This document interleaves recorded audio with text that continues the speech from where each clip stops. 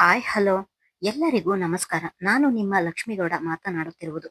ಯಾರೆಲ್ಲ ಇನ್ನು ನನ್ನ ಕಾಮನಬಿಲ್ಲು ಕಥಾಗುಚ್ಛ ಯೂಟ್ಯೂಬ್ ಚಾನಲ್ ಸಬ್ಸ್ಕ್ರೈಬ್ ಮಾಡದೆ ಕತೆ ಕೇಳ್ತಿದ್ದೀರಾ, ಪ್ಲೀಸ್ ಸಬ್ಸ್ಕ್ರೈಬ್ ಮಾಡಿ ಕತೆ ಕೇಳಿ.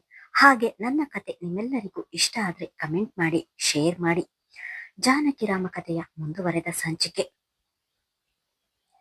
ಜಾನಕಿ ಮನೆಗೆ ಬರುವ ಮುಂಚೆಯೇ ರೆಹಮಾನ್ ಬೇಗ ಬಂದು ಬಾಗಿಲಿನಲ್ಲಿಯೇ ಕೈಕಟ್ಟಿ ಕೋಪದಲ್ಲಿ ಅವಳೆಡೆಗೆ ನೋಡುತ್ತಾ ನಿಂತಿದ್ದನು. ಆಗಲೇ ಅವನನ್ನು ನೋಡಿ ಭಯ ಆವರಿಸಿತು. ಏನಾದರೂ ನಾನು ಅವರ ತಂದೆಯ ಬಳಿ ಮಾತನಾಡಿದ್ದನ್ನು ತಿಳಿದರೆ ಕೋಪ ಮಾಡಿಕೊಳ್ಳುತ್ತಾನೇನೋ ಎಂದು ಭಯದಲ್ಲೇ ಅವನನ್ನು ನೋಡಿ ಮುಂದೆ ಹೋಗುತ್ತಿದ್ದವಳನ್ನು ನಿಂತ್ಕೋ, ಎಲ್ಲಿಗೆ ಹೋಗಿದ್ದೆ ಎಂದು ತಡೆದಿದ್ದನು. ಅವನ ಮಾತಿಗೆ ನಿಂತವಳು ಅವನೆಡೆಗೆ ತಿರುಗಲಿಲ್ಲ. ನಿನ್ನನ್ನೇ ಕೇಳ್ತಿರುವುದು, ಎಲ್ಲಿಗೆ ಹೋಗಿದ್ದೆ ಎಂದನು ಗಂಭೀರವಾಗಿ. ಅವನ ಮಾತಿಗೆ ಅವನೆಡೆಗೆ ತಿರುಗಿದರೆ ಎರಡೂ ಕೈಗಳನ್ನು ತನ್ನ ಪ್ಯಾಂಟಿನ ಕಿಸೆಯೊಳಗೆ ಹಾಕಿ ಅವಳನ್ನೇ ಕೋಪದಲ್ಲಿ ನೋಡುತ್ತಾ ನಿಂತಿದ್ದನು. ಅವನ ನೋಟವನ್ನು ಎದುರಿಸಲಾಗದೆ ತಲೆ ತಗ್ಗಿಸಿದವಳು ಮೆಡಿಕಲ್ಗೆ ಹೋಗಿದ್ದೆ ಎಂದಳು. ರೆಹಮಾನ್ ಮನೆಗೆ ಬಂದ ತಕ್ಷಣ ಹೆಂಡತಿ ಕಾಣದಿರುವುದನ್ನು ನೋಡಿ ನಗ್ಮಾ ಅವರ ಬಳಿ ವಿಚಾರಿಸಿದಾಗ ಅವಳು ಮೆಡಿಕಲ್ಗೆ ಹೋಗಿದ್ದಾಳೆ ಎಂದು ತಿಳಿಸಿದ್ದರು. ಒಬ್ಬಳೇ ಹೊರಗೆ ಎಲ್ಲೂ ಹೋಗಿ ಅಭ್ಯಾಸವಿಲ್ಲ ಎಂದುಕೊಂಡವನು ಹತ್ತಿರವಿದ್ದ ಮೆಡಿಕಲ್ಗೆ ಸಹ ಹೋಗಿ ಬಂದಿದ್ದನು. ಅವಳು ಹೇಳುತ್ತಿರುವುದು ಸುಳ್ಳು ಎಂದು ತಿಳಿದು ಇನ್ನೂ ಕೋಪಗೊಂಡವನು, ಯಾವಾಗಿನಿಂದ ಸುಳ್ಳು ಹೇಳುವುದು ಕಲಿತೆ ಜಾನಕಿ? ಹತ್ತಿರದ ಮೆಡಿಕಲ್ಗೆ ನಾನೇ ಹೋಗಿ ನೋಡಿ ಬಂದೆ, ನೀನು ಅಲ್ಲಿರಲಿಲ್ಲ. ನಿಜ ಹೇಳು, ಎಲ್ಲಿ ಹೋಗಿದ್ದೆ ಎಂದನು. ನಾನು ಎಲ್ಲಾದ್ರೂ ಹೋಗುತ್ತೇನೆ, ಎಲ್ಲಿಗೆ ಹೋದ್ರೂ ನಿನಗೆ ಹೇಳಿಯೇ ಹೋಗ್ಬೇಕು ಅನ್ನುವ ರೂಲ್ಸ್ ಇದೆಯಾ? ಮೊದಲಾಗಿದ್ದರೆ ಅವಳ ಬಾಯಿಯಿಂದ ಈ ಮಾತುಗಳು ಬರುತ್ತಿದ್ದವು. ಆದರೆ ಹಿಂದೇಕೋ ಅವನ ಎದುರು ಹಾಗೆಲ್ಲ ಮಾತನಾಡಬೇಕು ಎನಿಸಲಿಲ್ಲ. ನನಗೆ ಬೇಕಾದ ಮಾತ್ರೆಗಳು ಆ ಮೆಡಿಕಲ್ನಲ್ಲಿ ಇರಲಿಲ್ಲ, ಅದಕ್ಕೆ ಬೇರೆ ಮೆಡಿಕಲ್ಗೆ ಹೋದೆ. ಅಷ್ಟರಲ್ಲಿ ನನ್ನ ಗೆಳತಿಯೊಬ್ಬಳು ಸಿಕ್ಕಳು. ಅವಳ ಜೊತೆ ಮಾತನಾಡಿಕೊಂಡು ಬರುವುದು ತಡವಾಯಿತು ಎಂದು ಮೆಲು ಧ್ವನಿಯಲ್ಲಿ ಹೇಳಿದಳು. ನೀನು ನಿಜ ಹೇಳ್ತಿದ್ದೀಯಾ ಎಂದನು. ಮಹಾನ್, ನೀನು ಬಂದಾಗಿನಿಂದಲೂ ನೋಡ್ತಿದ್ದೇನೆ, ಇವತ್ ಯಾಕೆ ಹೀಗೆಲ್ಲ ಆಡ್ತಿದೀಯಾ? ಅವಳು ಮೆಡಿಕಲ್ಗೆ ಹೋಗಿದ್ದೆ ಎಂದು ಹೇಳುತ್ತಿದ್ದಾಳಲ್ಲ, ಮತ್ತೇಕೆ ಈ ರೀತಿಯ ಪ್ರಶ್ನೆಗಳು? ನಿನಗೆ ನನ್ನನ್ನು ಅನುಮಾನಿಸುತ್ತಿದ್ದಾರೆ ಎಂದು ಜಾನಕಿಯ ಮನಸ್ಸಿಗೆ ನೋವಾಗುವುದಿಲ್ಲವಾ ಎಂದು ನಗ್ಮಾ ಅವರು ರೆಹಮಾನನಿಗೆ ಗದರಿದರು. ನಾನು ಅವಳ ಮೇಲೆ ಅನುಮಾನ ಪಡುತ್ತಿಲ್ಲ ಚಿಕ್ಕಿ, ಅವಳಿಗೆ ಇಲ್ಲಿಯ ಜಾಗವೆಲ್ಲ ಹೊಸದು, ಎಲ್ಲಿ ಹೋದಳೋ ಎನ್ನುವ ಭಯಕ್ಕೆ ಹಾಗೆ ಕೇಳಿದೆ ಎಂದು ಅವನು ಹೇಳುತ್ತಿರುವಾಗಲೇ ಕಣ್ಣಲ್ಲಿ ನೀರು ತುಂಬಿಕೊಂಡವಳು ಅಲ್ಲಿಂದ ಹೋಗಿದ್ದಳು. ನೋಡು, ನೀನು ಆಡಿದ ಮಾತಿನಿಂದ ಅವಳು ಬೇಜಾರು ಮಾಡ್ಕೊಂಡು ಹೋದ್ಲು ಎಂದು ನಗ್ಮಾ ಅವರು ಜಾನಕಿ ಹೋದತ್ತಲೆ ನೋಡಿಕೊಂಡು ಹೇಳಿದರು. ನನ್ನ ಭಯ ನಿಮಗೆ ಅರ್ಥವಾಗುತ್ತಿಲ್ಲ ಚಿಕ್ಕಿ, ನನ್ನ ಮಾತನ್ನು ತಪ್ಪಾಗಿ ಅರ್ಥ ಮಾಡಿಕೊಂಡಿದ್ದೀರಾ. ಮೊನ್ನೆ ಜಾನಕಿ ಕೆಲಸಕ್ಕೆ ಹೋಗುತ್ತೇನೆ ಎಂದಿದ್ದಳು, ಅದಕ್ಕೆ ಇಂದು ಏನಾದ್ರೂ ಕೆಲಸದ ಬಗ್ಗೆ ವಿಚಾರಿಸಲು ಹೋಗಿದ್ದಾಳ ಎನ್ನುವ ಅನುಮಾನದಿಂದ ಕೇಳಿದೆ ಅಷ್ಟೆ ಎಂದು ಮನದಲ್ಲಿ ಹೇಳಿಕೊಂಡವನು ಅಲ್ಲಿಂದ ಸರಿದು ಹೋಗಿದ್ದನು. ಮಹಾನನ ಮಾತು ಇವತ್ತು ಯಾಕೆ ಇಷ್ಟೊಂದು ವಿಚಿತ್ರವಾಗಿದ್ದವು? ನನ್ನ ಮೇಲೆ ಅನುಮಾನವೇ ಅವನಿಗೆ? ಇಲ್ಲ, ಅವನು ಎಂದಿಗೂ ಅನುಮಾನ ಪಡುವುದಿಲ್ಲ, ಬೇರೆ ಏನೋ ಕಾರಣ ಇದೆ ಎಂದು ಯೋಚಿಸುತ್ತಾ ಕುಳಿತವಳಿಗೆ ಬಾಗಿಲು ತೆಗೆದ ಸದ್ದಾಗಿತ್ತು. ಯಾರು ಎಂದು ತಲೆ ಎತ್ತಿ ನೋಡಿದರೆ ಅಲ್ಲಿ ದಾನಿಯಾ ನಿಂತಿದ್ದಳು. ಅವಳನ್ನು ನೋಡಿ ಆಶ್ಚರ್ಯವಾದವಳು, ದಾನಿಯಾ, ಅಲ್ಲಿಯೇ ಯಾಕೆ ನಿಂತಿದ್ದೀಯಾ? ಒಳಗೆ ಬಾ ಅಂದು. ನಾನು ನಿಮ್ಮಣ್ಣನ ವಿಡಿಯೋ ಡಿಲೀಟ್ ಮಾಡಿದ್ದಕ್ಕೆ ಬೈಯಲು ನಿಮ್ಮಣ್ಣ ಇದ್ದರೂ ಬೈಯಲು ಅವಕಾಶ ಸಿಗ್ಲಿಲ್ಲ ಎಂದು ಇಂದು ಬೈಯಲು ಬಂದಿದ್ದೀಯಾ ಎಂದು ಅವಳ ಮನವನ್ನು ಅರಿತಂತೆ ಹೇಳಿದಳು. ನೋಡು ಎಂದವಳು ಕಣ್ಣು ಮುಚ್ಚಿ ತೆರೆದು ಅಂದು. ರೆಹಮಾನ್, ನಾನು ನಿನ್ನ ಅಣ್ಣ ಆದ್ರೆ ನಿನ್ನ ಅಣ್ಣನ ಹೆಂಡತಿ ನಿನಗೆ ಏನಾಗಬೇಕು ಎಂದು ಕೇಳಿದಾಗಿನಿಂದ ಜಾನಕಿಯ ವಿಷಯದಲ್ಲಿ ಸ್ವಲ್ಪ ಮೆತ್ತಗಾಗಿದ್ದಳು. ನೋಡಿ, ಅದು ನನ್ನ ಅಣ್ಣನ ವೈಯಕ್ತಿಕ ವಿಷಯ, ಅದನ್ನು ನಾನು ಅಲ್ಲಿಗೆ ಬಿಟ್ಟಾಯ್ತು. ಇಲ್ಲಿ ನಾನು ಮಾತನಾಡಲು ಬಂದಿರುವ ವಿಷಯವೇ ಬೇರೆ.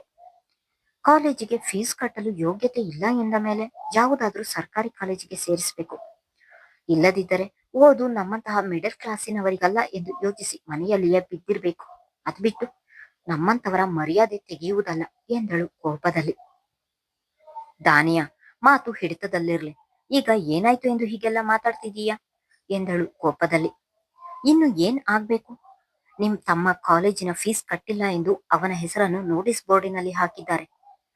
ಅದನ್ನು ನೋಡಿದ ನನ್ನ ಸ್ನೇಹಿತರೆಲ್ಲ ನಿನ್ನ ಅತ್ತಿಗೆಯ ತಮ್ಮ ಫೀಸ್ ಕಟ್ಟಿಲ್ಲ ಎಂದು ನೋಟಿಸ್ ಬೋರ್ಡಿನಲ್ಲಿ ಹಾಕಿದ್ದಾರೆ ಎಂದು ನನ್ನ ಬಳಿ ಹೇಳುತ್ತಿದ್ದಾರೆ. ನನಗಿಷ್ಟು ಅವಮಾನವಾಗಬೇಡ. ದಾನಿಯಾಳ ಮಾತು ಕೇಳುತ್ತಿದ್ದ ಹಾಗೆ ಜಾನಕಿಗೆ ಸಿಡಿಲೆರಗಿದಂತಾಗಿತ್ತು. ಏನ್ ಹೇಳ್ತಿದ್ದೀಯಾ ನೀನು? ವಿಕ್ರಮ್ ಫೀಸ್ ಕಟ್ಟದೆ ಅವನ ಹೆಸರು ನೋಟಿಸ್ ಬೋರ್ಡಿನ ಮೇಲೆ ಹಾಕಿದ್ದಾರ ಎಂದು ಆಶ್ಚರ್ಯದಲ್ಲಿ ಕೇಳಿದಳು. ಯಾಕೆ, ಈ ವಿಷಯ ನಿಮಗೆ ಗೊತ್ತಿಲ್ಲವಾ? ಗೊತ್ತಿದ್ದರೂ ನಾಟಕ ಆಡ್ತಿದ್ದೀರಾ? ನಿಮ್ಮಂತವರ ಬಳಿ ಹಣ ಇಲ್ಲ ಎಂದ ಮೇಲೆ ನಿಮಗೆಲ್ಲ ಓದ್ ಯಾಕೆ? ಅಂತಹ ಪ್ರತಿಷ್ಠಿತ ಕಾಲೇಜು ನನ್ನಂತವರಿಗಷ್ಟೇ. ನಿಮ್ಮ ತಮ್ಮನನ್ನು ಕಾಲೇಜು ಬಿಟ್ಟು ಮನೆಯಲ್ಲೇ ಕೂರಲು ಹೇಳಿ ಎಂದು ದರ್ಪದಲ್ಲಿ ಹೇಳಿದವಳು ಅಲ್ಲಿಂದ ಹೊರ ನಡೆದಿದ್ದಳು. ವಿಕ್ರಮ್, ಕಾಲೇಜಿಗೆ ಕಟ್ಟಲು ಹಣದ ವ್ಯವಸ್ಥೆ ಆಯ್ತಾ ಎಂದು ಜಾನಕಿ ಕೇಳಿದ ಮಾತಿಗೆ, ಅಕ್ಕ, ಹಣದ ವ್ಯವಸ್ಥೆ ಆಗಿದೆ ಎಂದು ಉತ್ತರಿಸಿದ ತಮ್ಮನ ಮಾತು ನೆನಪಾಯಿತು. ಅಂದ್ರೆ ನನ್ನ ತಮ್ಮ ನನಗೆ ಸುಳ್ಳು ಹೇಳಿದ್ದಾನೆ ಎಂದು ಸೋಫಾ ಮೇಲೆ ಕುಳಿತು ಅಳಲು ಶುರು ಮಾಡಿದಳು. ಆಯಿಷಾಳ ಜೊತೆ ಆಟವಾಡಿ ಕೋಣೆಯ ಬಾಗಿಲಿಗೆ ಬಂದ ರೆಹಮಾನನ ಕಿವಿಗೆ ದಾನಿಯ ಆಡಿದ ಅಷ್ಟೂ ಮಾತುಗಳು ಬಿದ್ದಿದ್ದವು. ಅವಳ ಮೇಲೆ ಕೋಪಗೊಂಡವನು ಕೈ ಮುಷ್ಟಿ ಮಾಡಿ ಕೋಪವನ್ನು ಹಾಗೆ ನಿಗ್ರಹಿಸಿ ಅವಳು ಹೊರ ಹೋಗುವಾಗ ಒಂದು ಬದಿಗೆ ಸರಿದಿದ್ದನು. ನಂತರ ಒಳಗೆ ಬಂದರೆ ಅಳುತ್ತಿದ್ದವಳು ರೆಹಮಾನನನ್ನು ನೋಡಿ, ಯಾಕೆ ಅಳುತ್ತಿದ್ದೀಯಾ ಎಂದು ಕೇಳಿದರೆ ಏನು ಹೇಳುವುದು ಎಂದು ಯೋಚಿಸಿದವಳು ತಕ್ಷಣಕ್ಕೆ ಬಚ್ಚಲ ಮನೆ ಹೊಕ್ಕಳು. ಜಾನಕಿ ಬಚ್ಚಲ ಮನೆಗೆ ಹೋಗುತ್ತಿದ್ದ ಹಾಗೆ ಫೋನ್ ಹಿಡಿದು ಹೊರ ಬಂದವನು ಆ ಕಾಲೇಜಿನ ಪ್ರಾಂಶುಪಾಲರಿಗೆ ಕರೆ ಮಾಡಿ ಮಾತನಾಡತೊಡಗಿದನು. ಸರ್, ಫೀಸನ್ನು ನಾವು 2 ಕಂತುಗಳಲ್ಲಿ ಕಟ್ಟಿಸಿಕೊಳ್ಳುತ್ತೇವೆ. ಅದು ವಿದ್ಯಾರ್ಥಿಗಳಿಗೆ ಅನುಕೂಲವಾಗಲೆಂದು ಹಾಗೆ ಮಾಡಿರುವುದು. ನೀವು ಈಗ ವಿಕ್ರಮ್ಗೆ ಮೊದಲ ಕಂತು ಇಷ್ಟು ಹಣ ಕಟ್ಟಿದರೆ ಸಾಕು. ಇನ್ನು 3 ತಿಂಗಳು ಕಳೆದ ನಂತರ ಬಾಕಿ ಹಣವನ್ನು ಕಟ್ಟಬಹುದು ಎಂದು ಪ್ರಾಂಶುಪಾಲರು ಹೇಳುತ್ತಿದ್ದ ಹಾಗೆ, ಇಲ್ಲ, ನಾನು ಅವನ ಪೂರ್ತಿ ಫೀಸನ್ನು ಈಗಲೇ ಪೇ ಮಾಡ್ತೀನಿ. ಆದ್ರೆ ಬೆಳಿಗ್ಗೆ ಇಷ್ಟರಲ್ಲಿ ನೋಟಿಸ್ ಬೋರ್ಡಿನಲ್ಲಿರುವ ಅವನ ಹೆಸರು ಇರಬಾರದು. ಹಾಗೆ ಫೀಸ್ ಕಟ್ಟಿರುವ ರಶೀದಿಯನ್ನು ನಾಳೆ ವಿಕ್ರಮ್ನ ಕೈಗೆ ನೀಡಿ ಎಂದು ಹೇಳಿದವನು ಕರೆ ತುಂಡರಿಸಿದನು. ಯಾಕೆ ಹೀಗೆ ಮಾಡಿದೆ ವಿಕ್ರಮ್? ಇಷ್ಟು ಬೇಗ ಈ ಅಕ್ಕ ನಿನಗೆ ದೂರವಾದಳ? ಫೀಸ್ ಕಟ್ಟಲು ಹಣ ಇಲ್ಲ ಎಂದು ಒಂದೇ ಒಂದು ಮಾತು ಹೇಳಿದಿದ್ದರೆ ನಾನು ಏನಾದ್ರೂ ವ್ಯವಸ್ಥೆ ಮಾಡುತ್ತಿದ್ದೆನಲ್ಲ. ನನ್ನಿಂದ ಯಾಕೆ ವಿಷಯ ಮುಚ್ಚಿಟ್ಟೆ ಎಂದು ಕರೆ ಮಾಡಿ ತಮ್ಮನಿಗೆ ಬೈಯುತ್ತಿದ್ದಳು ಜಾನಕಿ. ಅಕ್ಕ, ಈ ವಿಷಯ ನಿನಗೆ ಹೇಗೆ ತಿಳಿಯಿತು ಎಂದನು ಆಶ್ಚರ್ಯದಲ್ಲಿ. ವಿಷಯ ಹೇಗಾದರೂ ತಿಳಿಯಲಿ, ಅದು ನಿನಗೆ ಬೇಡ. ವಿಷಯವನ್ನು ಯಾಕೆ ನನ್ನಿಂದ ಮುಚ್ಚಿಟ್ಟೆ ಹೇಳು ಎಂದು ಗದರಿದಳು. ಅಕ್ಕ, ಇಷ್ಟು ವರ್ಷ ನನಗಾಗಿ ಮನೆಗಾಗಿ ದುಡಿದಿದ್ದೀಯ. ಈಗ ನಿನಗೆ ಮದುವೆಯಾಗಿದೆ. ಅಲ್ಲಿ ನಿನಗೆ ನಿನ್ನದೇ ಆದ ಜವಾಬ್ದಾರಿಗಳಿರುತ್ತವೆ. ಹಾಗಿದ್ದಾಗ ನನ್ನ ಯೋಚನೆಯನ್ನು ನಿನ್ನ ತಲೆಗೆ ತುಂಬಲು ನನಗೆ ಇಷ್ಟವಿಲ್ಲದೆ ನಿನ್ನಿಂದ ವಿಷಯ ಮುಚ್ಚಿಟ್ಟೆ. ನೀನೇನು ಯೋಚಿಸಬೇಡ. ನಾಳೆ ಕಾಲೇಜಿನಿಂದ ಬಂದ ಮೇಲೆ ಅಮ್ಮ ಕೆಲವು ಒಡವೆಗಳನ್ನು ಕೊಡುತ್ತೇನೆ. ಅವುಗಳ ಮೇಲೆ ಸಾಲ ತೆಗೆದು ಫೀಸ್ ಕಟ್ಟು ಎಂದು ಹೇಳಿದ್ದಾರೆ. ಹಾಗೆ ಮಾಡ್ತೀನಿ ಎಂದು ತಾಯಿ ಹೇಳಿದ ಹಾಗೆ ಹೇಳಿದನು. ಅಮ್ಮನ ಬಳಿ ಹೆಚ್ಚಿಗೆ ಒಡವೆ ಇಲ್ಲ. ಅದು ನಿನಗೂ ಗೊತ್ತಲ್ವ ವಿಕ್ರಮ್? ಅವರ ಬಳಿ ಇರುವುದು ಮಾಂಗಲ್ಯ ಸರ. ಅದನ್ನೇ ನಿನಗೆ ಕೊಡಲು ಯೋಚಿಸಿರಬೇಕು. ಆ ಒಡವೆಯನ್ನು ತೆಗೆದುಕೊಳ್ಳಬೇಡ. ನಾಳೆ ನಾನೇ ಏನಾದ್ರೂ ಮಾಡಿ ಹಣದ ವ್ಯವಸ್ಥೆ ಮಾಡುತ್ತೇನೆ ಎಂದಳು. ಅಕ್ಕ, ನೀನು ಕೆಲಸ ಬಿಟ್ಟು ಆಗ್ಲೇ ತುಂಬಾ ತಿಂಗಳುಗಳು ಕಳೆದಿದೆ. ಈಗ ನಿನ್ನ ಬಳಿ ಹಣವಿಲ್ಲ. ಹೇಗೆ ಹಣದ ವ್ಯವಸ್ಥೆ ಮಾಡ್ತೀಯ? ಬೇಡ ಬಿಡು ಎಂದನು. ನಾನು ಏನಾದ್ರೂ ವ್ಯವಸ್ಥೆ ಮಾಡುತ್ತೇನೆ. ಆದ್ರೆ ನೀನು ಅಮ್ಮನಿಂದ ಒಡವೆ ತೆಗೆದುಕೊಂಡರೆ ನನ್ನ ಆಣೆ ಎಂದು ಹೇಳಿ ಕರೆ ತುಂಡರಿಸಿದಳು.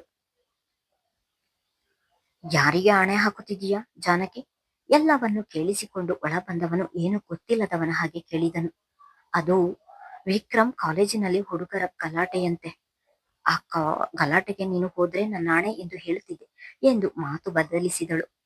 ಈಗಲಾದರೂ ವಿಷಯವನ್ನು ತನಗೆ ಹೇಳುತ್ತಾಳೆ ಎನ್ನುವ ನಿರೀಕ್ಷೆಯಲ್ಲಿದ್ದವನಿಗೆ ಅವನ ನಿರೀಕ್ಷೆ ಸುಳ್ಳಾಗಿತ್ತು. ಇಷ್ಟೊಂದು ಸ್ವಾಭಿಮಾನ ಒಳ್ಳೆಯದಲ್ಲ ಜಾನಕಿ. ನೀನು ಯಾವಾಗ ನನ್ನ ಬಳಿ ಮನಸ್ಸು ಬಿಚ್ಚಿ ಮಾತನಾಡುತ್ತೀಯ ಎಂದು ನಾನು ನೋಡುತ್ತೇನೆ ಎಂದುಕೊಂಡನು. ಜಾನಕಿ ಹೇಳಿದ ವಿಷಯ ಮನೆಯಲ್ಲಿ ಯಾರಿಗೂ ತಿಳಿಯಬಾರದು, ಅದರಲ್ಲೂ ಮಹಾನನಿಗೆ ಮಾತ್ರ ತಿಳಿಯಕೂಡದು ಎಂದು ತಮ್ಮನಿಗೆ ಹೇಳಿಕೊಂಡು ತಡವಾಗಿ ಮನೆಗೆ ಬಂದಿದ್ದರು ಅಬ್ದುಲ್ ಅವರು. ಲಕ್ಷ್ಮಣನ ರೀತಿ ಅಣ್ಣನ ಮಾತನ್ನು ಶಿರಸಾವಹಿಸಿ ಪಾಲಿಸುವ ರಫೀಕ್ ಅವರು ಕೂಡ ಆಯ್ತು ಎಂದು ತಲೆಯಾಡಿಸಿದ್ದರು. ತಾನು ಹೇಳಿದ ವಿಷಯವನ್ನು ಮನೆಯಲ್ಲಿ ಎಲ್ಲರಿಗೂ ಹೇಳುತ್ತಾರೆ ಎನ್ನುವ ಭಯ ಜಾನಕಿಯನ್ನು ಎಡೆಬಿಡದೆ ಕಾಡುತ್ತಿತ್ತು. ಅಬ್ದುಲ್ ಹಾಗೂ ರಫೀಕ್ ಅವರು ಊಟಕ್ಕೆ ಕುಳಿತಿದ್ದರೆ ಜಾನಕಿ ಅವರ ಮುಂದೆ ಬಾರದೆ ಅಡುಗೆ ಮನೆ ಸೇರಿದಳು. ಮಗನನ್ನು ಜೋರಾಗಿ ತಬ್ಬಬೇಕು, ಅವನ ಜೊತೆ ತುಂಬಾ ಮಾತನಾಡಬೇಕು ಎಂದು ಅಂದುಕೊಂಡರೂ ಸಹ ಮಗನ ಮೇಲೆ ನಂಬಿಕೆ ಇರಲಿಲ್ಲವಲ್ಲ ಎನ್ನುವ ನೋವು ಅವರನ್ನು ಬಾಧಿಸತೊಡಗಿತು. ಅವರ ಮೇಲೆ ಅವರಿಗೆ ಬೇಸರವಾದಂತಾಗಿ ಮಗನನ್ನು ಮಾತನಾಡಿಸದೆ ಹಾಗೆ ಉಳಿದರು. ಅಬ್ದುಲ್ ಅವರು ಊಟದ ನಂತರ ಕೋಣೆಗೆ ಹೋಗಿದ್ದರೆ ರಫೀಕ್ ಅವರು ಇನ್ನು ಅಲ್ಲಿಯೇ ಕುಳಿತು ಊಟ ಮಾಡುತ್ತಿದ್ದರು. ಅಲ್ಲಿಯೇ ಓಡಾಡುತ್ತಿದ್ದ ಮಹಾನನನ್ನು ನೋಡಿದವರು ಮಹಾನ್ ಬಾ ಊಟ ಮಾಡು ಎಂದು ಕರೆದಿದ್ದರು. ಇಷ್ಟು ತಿಂಗಳುಗಳ ನಂತರ ಇದೇ ಮೊದಲ ಬಾರಿಗೆ ರಫೀಕ್ ಅವರು ಅವನನ್ನು ಊಟಕ್ಕೆ ಕರೆದಿದ್ದರು. ಅವರ ಮಾತು ಕೇಳಿ ಬಹಳವೇ ಸಂತೋಷವಾಗಿತ್ತು ಅವನಿಗೆ. ಅವರ ಬಳಿಗೆ ಓಡಿ ಬಂದವನೇ, ಚಿಕ್ಕು, ನಿಜವಾಗಿಯೂ ನೀವು ನನ್ನನ್ನು ಮಾತನಾಡಿಸಿದ್ರಾ ಎಂದು ಕೇಳಿದರೆ, ಹೌದು, ನಾನೇ ನಿನ್ನನ್ನು ಮಾತನಾಡಿಸುತ್ತಿರುವುದು. ಬಾ ಊಟ ಮಾಡು. ನಗ್ಮಾ, ಇವನಿಗೂ ಊಟ ಬಡಿಸು ಎಂದು ಹೆಂಡತಿ ಎಡೆಗೆ ತಿರುಗಿ ಹೇಳಿದರು. ನಿಮ್ಮ ಈ ಒಂದು ಮಾತೇ ನನಗೆ ಹೊಟ್ಟೆ ತುಂಬಿದಂತಾಯಿತು ಚಿಕ್ಕು ಎಂದು ಹೇಳುತ್ತಲೇ ಅವರು ಕುಳಿತಲ್ಲಿಗೆ ಹೋಗಿ ಬಾಗಿ ಅವರನ್ನು ತಬ್ಬಿದನು. ಅಡಿಗೆ ಮನೆ ಒಳಗಡೆ ಇದ್ದ ಜಾನಕಿಗೆ ತಾನು ಮಾತನಾಡಿದ್ದು ಸಾರ್ಥಕ ಎನಿಸಿತು. ರಫೀಕ್ ಅವರಿಗೆ ಜಾನಕಿ ಮಾತನಾಡಿದ ವಿಷಯವನ್ನು ಇವನಿಗೆ ಹೇಳಬೇಕು ಎಂದುಕೊಂಡರು. ತನ್ನ ಅಣ್ಣ ಬೇಡ ಎಂದಿದ್ದಕ್ಕೆ ಹಾಗೆ ಸುಮ್ಮನಾದರು. ತನ್ನ ಚಿಕ್ಕಪ್ಪ ಮಾತನಾಡಿಸಿದ್ದಕ್ಕೆ ಆಕಾಶವೇ ಕೈಗೆ ಸಿಕ್ಕಷ್ಟು ಖುಷಿ ಪಟ್ಟವನು ಇನ್ನು ತನ್ನ ತಂದೆ ಮಾತನಾಡಿಸಿದರೆ ಇನ್ನೆಷ್ಟು ಖುಷಿ ಪಡುವನು. ಬೆಳಿಗ್ಗೆ ಕಾಲೇಜಿಗೆ ಬಂದ ವಿಕ್ರಮ್ನಿಗೆ ಆಶ್ಚರ್ಯ ಕಾದಿತ್ತು. ನೋಟಿಸ್ ಬೋರ್ಡಿನಲ್ಲಿ ತನ್ನ ಹೆಸರು ಇಲ್ಲದಿರುವುದನ್ನು ನೋಡಿ ಅವನೇ ಗೊಂದಲಕ್ಕೆ ಬಿದ್ದನು. ತಾನು ಫೀಸ್ ಕಟ್ಟದಿದ್ದರೂ ಹೆಸರನ್ನು ತೆಗೆದಿದ್ದಾರೆ, ಅದು ಹೇಗೆ ಎಂದು ಯೋಚಿಸುತ್ತಲೇ ತನ್ನ ತರಗತಿಗೆ ಹೋಗಿ ಕುಳಿತಿದ್ದನು. ಅಷ್ಟರಲ್ಲಿ ಪ್ರಾಂಶುಪಾಲರಿಂದ ಕರೆ ಬಂದಿದ್ದರಿಂದ ಅವರ ಬಳಿ ಹೋದನು. ವಿಕ್ರಮ್, ಇದು ನೀನು ಫೀಸ್ ಕಟ್ಟಿರುವ ರಶೀದಿ ಎಂದು ಪ್ರಾಂಶುಪಾಲರು ರಶೀದಿಯನ್ನು ಕೈಗೆ ಕೊಡುತ್ತಿದ್ದ ಹಾಗೆ ಅದನ್ನು ನೋಡಿ ತಲೆ ತಿರುಗಿದಂತಾಗಿತ್ತು ಅವನಿಗೆ. 1 ವರ್ಷದ ಇಡೀ ಫೀಸನ್ನು ಕಟ್ಟಲಾಗಿತ್ತು. ಸರ್, ನಾನು ಇನ್ನೂ ಹಣ ಕೊಟ್ಟಿಲ್ಲ, ಅದು ಹೇಗೆ ಸಾಧ್ಯ ಎಂದು ಗೊಂದಲದಲ್ಲಿಯೇ ಕೇಳಿದನು. ಯಾಕೆ ಹೀಗೆ ಕೇಳುತ್ತಿದ್ದೀಯಾ ವಿಕ್ರಮ್? ನಿಮ್ಮ ಭಾವ ನಿಮಗೆ ಏನು ಹೇಳಲಿಲ್ಲವಾ? ಮಿಸ್ಟರ್ ರೆಹಮಾನ್ ಅವರು ನಿಮ್ಮ ಕಾಲೇಜು ಶುಲ್ಕವನ್ನು ಪೂರ್ತಿಯಾಗಿ ರಾತ್ರಿಯೇ ಪಾವತಿ ಮಾಡಿದ್ರು ಎಂದ ಪ್ರಿನ್ಸಿಪಾಲರ ಮಾತನ್ನು ನಂಬದಾದನು ವಿಕ್ರಮ್. ಏನು, ನಮ್ಮ ಭಾವ ನನ್ನ ಫೀಸ್ ಕಟ್ಟಿದ್ದಾರಾ? ಅಕ್ಕ ಇದರ ಬಗ್ಗೆ ನನ್ನ ಬಳಿ ಏನು ಹೇಳಲಿಲ್ಲವಲ್ಲ ಎಂದು ಯೋಚಿಸಿದವನು ಅಲ್ಲಿಂದ ಹೊರ ಬಂದ ತಕ್ಷಣ ತನ್ನ ಅಕ್ಕನಿಗೆ ಫೋನಾಯಿಸಿದ. ವಿಕ್ರಮ್, ಯೋಚನೆ ಮಾಡಬೇಡ, ನಾನು ಹಣ ಹೊಂದಿಸುತ್ತೇನೆ ಎಂದೆನಲ್ಲ, ನಾಳೆಯಷ್ಟರಲ್ಲಿ ನಿನ್ನ ಕೈಗೆ ಹಣ ಸೇರುತ್ತೆ ಎಂದು ತಮ್ಮ ಹಣದ ವಿಷಯ ಮಾತನಾಡಲು ಕರೆ ಮಾಡಿದ್ದಾನೆ ಎಂದುಕೊಂಡು ಅವಳೇ ಮೊದಲಾಗಿ ಮಾತನಾಡಿದಳು. ಅಕ್ಕ, ಯಾಕೆ ಹೀಗೆ ಮಾತನಾಡುತ್ತಿದ್ದೀಯಾ? ನಿನ್ನೆ ರಾತ್ರಿಯೇ ಭಾವ ಕಾಲೇಜು ಫೀಸನ್ನು ಕಟ್ಟಿದ್ದಾರೆ, ನಿನಗೆ ಹೇಳಲಿಲ್ಲವಾ ಎಂದು ಹೇಳಿದ ತಮ್ಮನ ಮಾತನ್ನು ಕೇಳಿದವಳಿಗೆ ಇನ್ನೂ ಆಶ್ಚರ್ಯವಾಗಿತ್ತು. ವಿಕ್ರಮ್, ಏನ್ ಹೇಳ್ತಿದ್ದೀಯಾ ನೀನು? ನಿಮ್ಮ ಭಾವ ಫೀಸ್ ಕಟ್ಟಿದ್ದಾರಾ ಎಂದಳು ಅದೇ ಆಶ್ಚರ್ಯದಲ್ಲಿ. ಹೌದು ಅಕ್ಕ, ರಾತ್ರಿಯೇ ಫೀಸ್ ಕಟ್ಟಿದ್ದಾರಂತೆ. ಪ್ರಿನ್ಸಿಪಾಲ್ ನನಗೆ ಈಗ ರಶೀದಿ ಕೊಟ್ಟರು. ಅವರು ಮನೆಯಲ್ಲಿದ್ದರೆ ಅವರ ಕೈಗೆ ಫೋನ್ ಕೊಡ್ತೀಯಾ ಎಂದನು. ಇಲ್ಲ ವಿಕ್ರಮ್, ಅವರು ಇಲ್ಲಿಲ್ಲ ಎಂದಳು. ಜೀವಮಾನವಿಡೀ ಅವರಿಗೆ ಋಣಿಯಾಗಿದ್ದರೂ ಅವರ ಈ ಉಪಕಾರವನ್ನು ತೀರಿಸಲು ಸಾಧ್ಯವಾಗುವುದಿಲ್ಲ ಅಕ್ಕ. ನನ್ನ ಕಡೆಯಿಂದ ಅವರಿಗೆ ಧನ್ಯವಾದಗಳನ್ನು ಹೇಳು ಎಂದು ಹೇಳಿ ಕರೆ ತುಂಡರಿಸಿದನು. ಆದ್ರೆ ತನಗೆ ಒಂದು ಮಾತು ಹೇಳದೆ ಎಲ್ಲವನ್ನು ಮಾಡಿ ಮುಗಿಸಿರುವ ರೆಹಮಾನನ ಮೇಲೆ ಅಸಾಧ್ಯ ಕೋಪಗೊಂಡಳು ಜಾನಕಿ. ಅದೇ ಸಮಯಕ್ಕೆ ಒಳಗೆ ಬಂದವನನ್ನು ನೋಡಿ ಕೈ ಕಟ್ಟಿ ಕೋಪದಲ್ಲಿ ಅವನನ್ನೇ ನೋಡುತ್ತಾ ಉಳಿದಳು. ಜಾನಕಿ, ಯಾಕೆ ಹಾಗೆ ನೋಡ್ತಿದ್ದೀಯಾ ಎಂದನು. ನಿನಗೆ ವಿಕ್ರಮ್ನ ಫೀಸ್ ಕಟ್ಟು ಎಂದು ಹೇಳಿದವರು ಯಾರು ಎಂದಳು ಅದೇ ಗಂಭೀರತೆಯಿಂದ. ಇದು ವಿದ್ಯಾಭ್ಯಾಸದ ವಿಷಯ ಜಾನಕಿ, ಇದರಲ್ಲೂ ನಿನ್ನ ಸ್ವಾಭಿಮಾನವನ್ನು ತಂದು ನಿಲ್ಲಿಸಬೇಡ. ನಾನು ಹಾಗೆ ಮಾಡ್ಲಿಲ್ಲ ಅಂದಿದ್ರೆ ನಿನ್ನ ತಮ್ಮನ ಓದಿಗೆ ಕಷ್ಟವಾಗುತ್ತಿತ್ತು, ಅದಕ್ಕೆ ಯಾರಿಗೂ ತಿಳಿಸಿದೆ ನಾನೇ ಫೀಸ್ ಕಟ್ಟಿದ್ದು ಎಂದನು. ನಂದು ಸ್ವಾಭಿಮಾನದ ಪ್ರಶ್ನೆ ಅಲ್ಲ ಮಹಾನ್, ಈಗಾಗ್ಲೇ ನಿಮ್ಮ ಹಂಗಿನಲ್ಲಿ ಇದ್ದೀನಿ. ಈ ಜನ್ಮದಲ್ಲಿ ತೀರಿಸಲಾಗದಷ್ಟು ನಿಮ್ಮ ಋಣ ನನ್ನ ಮೇಲಿದೆ, ಅಂಥದ್ರಲ್ಲಿ ತೀರಿಸಲಾಗದಷ್ಟು ನಿಮ್ಮ ಋಣವನ್ನು ನಾನು ಹೇಗೆ ಹೊರಲಿ ಎಂದು ಹೇಳುವವಳ ಕಣ್ಣಾಲಿಗಳು ತುಂಬಿದವು. ಜಾನಕಿ, ಏನಾಗಿದೆ ನಿನಗೆ? ಋಣ ಹಂಗು ಅಂತೆಲ್ಲ ಮಾತನಾಡಿಕೊಂಡು ಇನ್ನೊಮ್ಮೆ ಹೀಗೆಲ್ಲ ಮಾತನಾಡಿ ನನಗೆ ಕೋಪ ಬರಿಸಬೇಡ. ನನ್ನ ಬಳಿ ಹಣವಿದ್ದಿದ್ದಕ್ಕೆ ಕೊಟ್ಟಿದ್ದು, ಇಲ್ಲದೇ ಇದ್ದರೆ ನಾನು ಕೂಡ ಎಲ್ಲಿಂದ ತಂದು ಕೊಡಲು ಆಗುತ್ತಿತ್ತು ಎಂದು ಹೇಳುತ್ತಲೇ ಅವಳ ಕಣ್ಣೀರನ್ನು ತೊಡೆದಿದ್ದನು. ನಮ್ಮಂತಹ ಮಧ್ಯಮ ವರ್ಗದ ಕುಟುಂಬದವರ ಪರಿಸ್ಥಿತಿಯೇ ಇದು ಮಹಾನ್. ಒಂದಕ್ಕೆ ಹೊಂದಿಸಿದರೆ ಇನ್ನೊಂದಕ್ಕೆ ಹುಡುಕುವಂತಾಗುತ್ತದೆ ನಮ್ಮ ಪರಿಸ್ಥಿತಿ. ಉತ್ತಮ ವಿದ್ಯಾಭ್ಯಾಸ ನಮ್ಮಂತವರಿಗೆ ಕೈಗೆಟಕದ ತಾರೆಯಾಗಿದೆ. ಅದನ್ನು ದಕ್ಕಿಸಿಕೊಳ್ಳುವ ಹಂಬಲ ಹೆಚ್ಚಾಗುತ್ತದೆ. ವಿಕ್ರಮ್ನ ಈ ಓದು ಅವನ ಭವಿಷ್ಯವನ್ನೇ ಅಲ್ಲ, ನನ್ನ ಕನಸು ಅದರಲ್ಲಿ ಕೂಡಿದೆ ಎಂದವಳ ಮಾತು ತಡೆದವನು, ಅದು ನನಗೂ ಕೂಡ ಚೆನ್ನಾಗಿ ಗೊತ್ತು ಜಾನಕಿ, ನಿನ್ನ ಕನಸು ಖಂಡಿತ ನನಸಾಗುತ್ತದೆ ಎಂದು ಹೇಳುತ್ತಲೇ ಅಳುತ್ತಿದ್ದವಳನ್ನು ತನ್ನ ಎದೆಗೊರಗಿಸಿಕೊಂಡಿದ್ದನು. ಮುಂದುವರಿಯುವುದು. ಧನ್ಯವಾದಗಳು.